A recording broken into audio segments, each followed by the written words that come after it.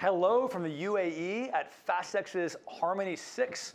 My name is Jeff Wilser. I am delighted to be joined by Kenneth Farrugia, CEO of Malta Financial Services Authority. Welcome, sir. Hi, thanks for the invitation. So Malta is widely regarded as best in class at Web3 crypto frameworks, regulation, overall ethos. Talk a bit about what Malta is doing right. How is this framework getting it so smart? So I think Malta, rather than it's doing it right now, just right now, was started back in 2019, and that's why we're like in a competitive advantage. In 2017, there was a lot of interest in virtual financial assets in Malta. We had a number of players that wanted to operate and they were operating in Malta. At the time, there were no licensing and no regulatory processes in place, just a notification. In 2019, as a jurisdiction, we took the decision to regulate virtual financial assets. At the time, it sounded a little bit, that we're taking a decision which is going to kill the whole sector. It was considered kind of edgy or risky because scandalous. no other jurisdiction was regulating virtual financial assets. Yeah, you guys were pioneers. So we were the pioneers to legislate in this regard. And in 2019, we issued the virtual financial assets framework, whereby practically the VFA, right? The VFA. Whereby we were licensing virtual financial assets, and both we were regulating them both from a prudential perspective, conduct perspective, and also AML. Whilst in other jurisdictions, virtual financial assets were practically solely being regularized in terms of AML. So we went a step. So it's a more robust framework. Once we had the framework, from 180 interested parties, we licensed 13 at the time. So you actually had standards. You actually said only a certain amount will comply. Yes, but then from that moment onwards, we also tested our regulatory framework because the authorities, MFSA, FIU, conducted examinations, supervised interventions. We handhold also the license holder, which provided guidance, support. We also developed and implemented procedures for AML, for VFAs. So practically we worked on rules from an MFSA perspective, and we developed this whole framework. Practically MiCA, which is entering into force next year, is almost mirroring our framework. So that's why Malta gained a competitive advantage. And I think it was a wise decision today, with hindsight, that we went for regulation in 2019, because we have all the ecosystem tested, both from a regulatory perspective, but also from an industry perspective. And hence, that's giving us a competitive advantage now when we are entering into the MiCA era, because practically we have been implementing MiCA since 2019. It's the sincerest form of flattery, right? They basically copy and paste Malta regulation. It's not just copy and paste. It was fine-tuned, but... Of course, I'm being silly, but clearly, all kidding aside, you guys having the vision and the guts to do something that was not obvious at the time, that speaks highly of your overall approach to this. You mentioned the VFA framework and VFA licenses. There's as I understand it, a Category 4 license that's a particular import, and I believe Fastex recently was given in principle approval of Category 4. Talk about what that means and why Category 4 is so important and relevant. So we have different categories of license. Category 4 is the most onerous of the licenses that we provide under the virtual financial assets regime. Practically, an institution which is licensed under Category 4 can provide all range of services, and hence any institution, Fastex being one of them, which was provided with that approval. That means that we acquired a lot of information in terms of corporate governance, in terms of risk management, in terms of AML, in terms of financial stability, in terms of also the organization structure and how it's going to operate. So as an authority, all that information was provided to us. We analyzed all the plans or the structures, all the processes, procedures that were provided to us, and hence we provide an in-principle approval. Then once we continue to provide additional information, etc., the license will be granted. Thank you for that kind of concrete specificity. And that leads me to one thing I'm curious about is people hear the word regulation or framework even, and casuals perhaps would think, okay, it's crypto regulation.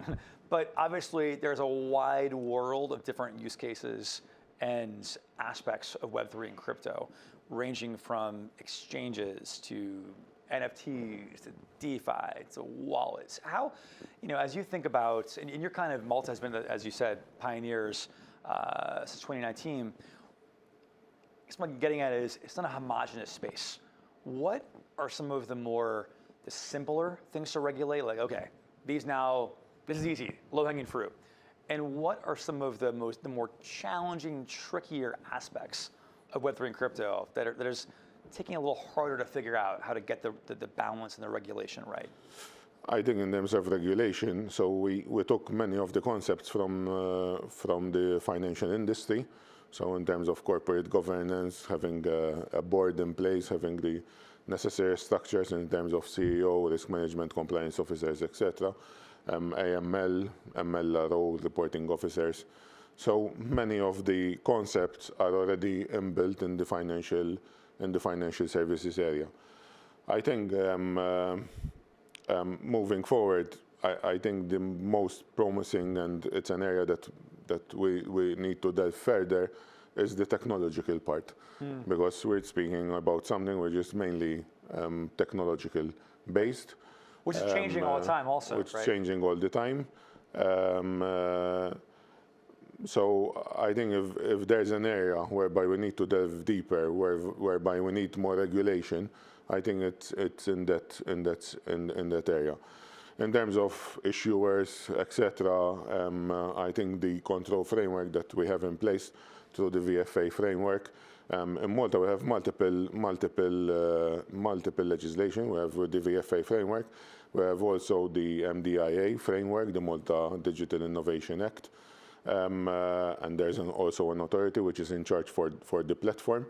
We have also the ITSA, it's the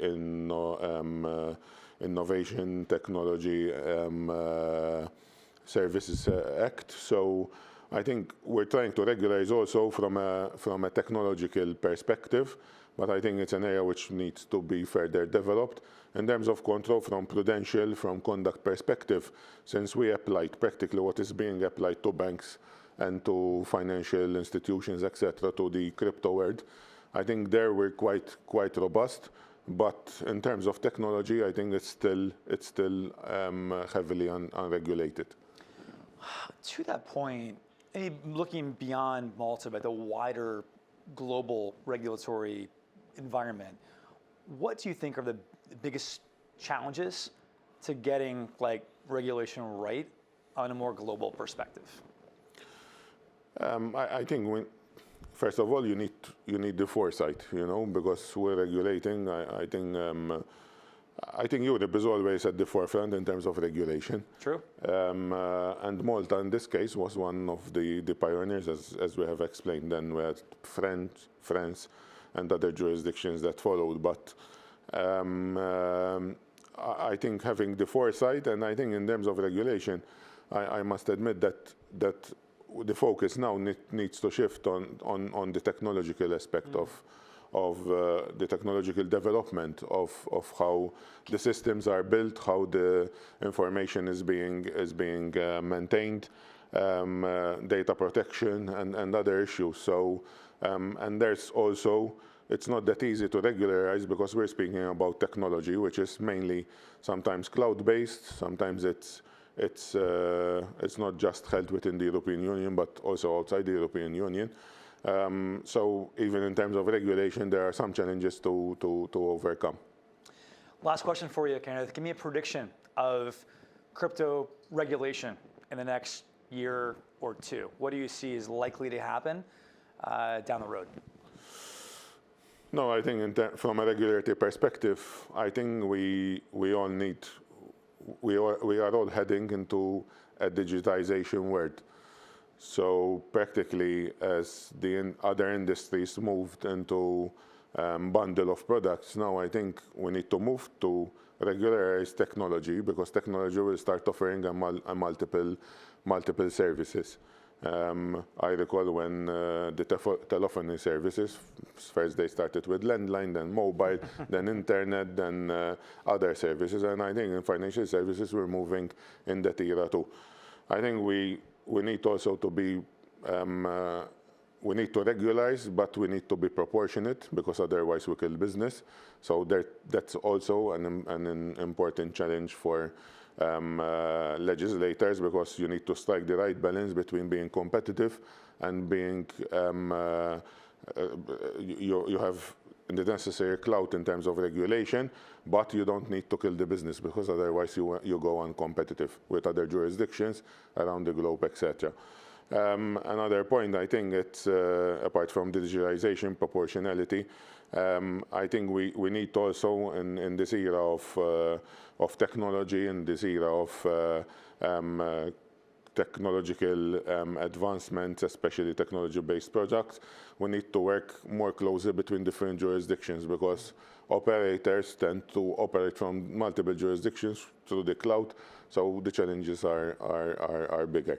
But I think it's an area which is developing. I think with the newly elected president in the States also changed the people being appointed.